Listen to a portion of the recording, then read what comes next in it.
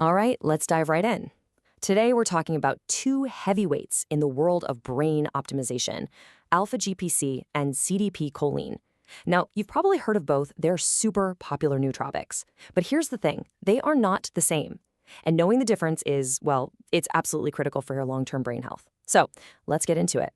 To really get why these supplements are such a big deal, we have to start with a kind of unsettling question. Is your brain literally eating itself? And the crazy answer is yeah. If you're low on one very specific nutrient, it just might be. And that nutrient? It's choline. You see, your brain is desperate for choline. It needs it to make acetylcholine.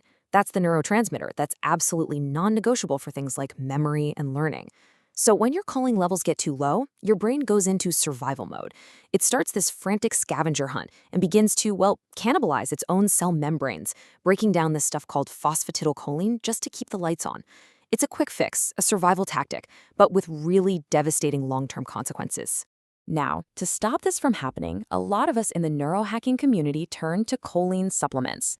And for a long, long time, two big names have really dominated the conversation: alpha GPC and CDP choline. Let's put them head to head and see how they really stack up. Okay, so at first glance, they both look pretty solid.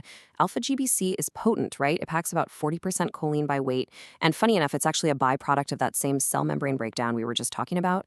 CDP choline, which you might also see called citicholine, has less choline, only around 18%. But, and this is important, it has a secret weapon. It also gives you something called cytidine. And yeah, both of them are great at crossing the blood-brain barrier, so they get right where they need to go. So for a while there, the choice between them really seemed like it was just personal preference. I mean, they both work, right? But what's so fascinating is that some huge new research has uncovered a hidden long-term risk with one of them, a risk that, well, it completely changes the game. And that brings us to the real heart of this whole thing, the hidden cost of using alpha GPC over the long haul. And we're not talking about minor side effects like headaches or anything like that. We are talking about something much, much more serious. Just look at this number, 46%. Let that sink in for a second. This number comes from a gigantic study. We're talking over 12 million people, and it represents a massive, statistically significant increase in the risk of a life-changing event. That's right, a stroke. This massive study out of South Korea found that people over 50 who took alpha GPC every single day for 10 years had a 46% higher risk of having a stroke. This wasn't some fluke either. It was a clear pattern. The more alpha GPC someone took, and the longer they took it, the higher their risk went. So what on earth is going on here? How does this happen? Well, the main suspect is a little compound called TMAO.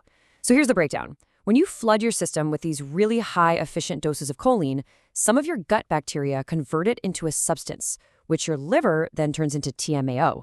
And here's the problem. Other research has consistently shown that high levels of TMAO are linked to an increased risk of cardiovascular issues, like hardening of the arteries. It kind of seems like loading up on this form of choline might be fueling a process that's just really dangerous down the road. Okay, so that discovery, as you can imagine, sent a lot of us looking for a safer long-term option. And that search leads us right back to our other contender, CDP choline. Because it turns out, it doesn't just provide choline, it actually goes on a repair mission. This is the key difference. See, alpha GPC is basically just a choline delivery truck. But CDP choline, it's got this brilliant two-for-one deal going on.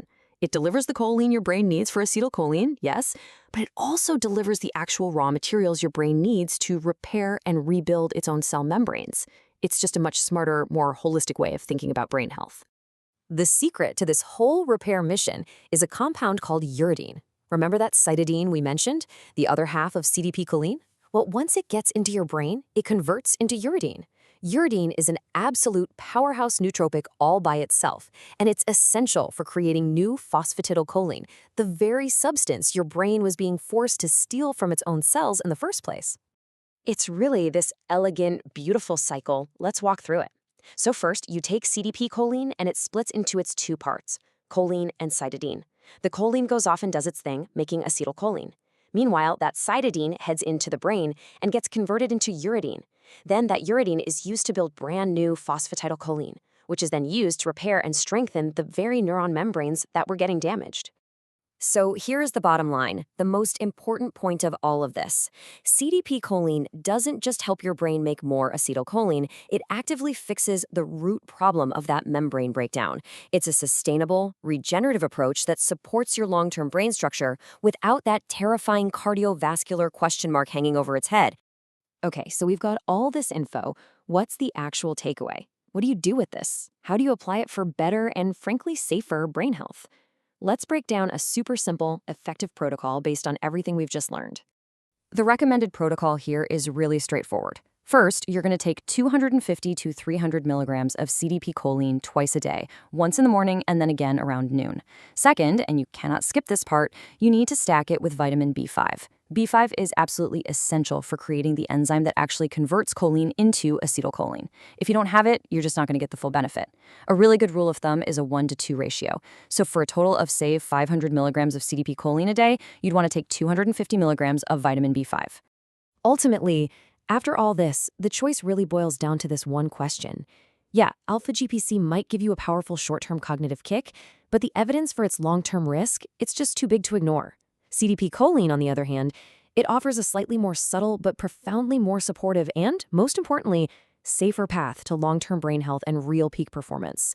The choice, as always, is yours.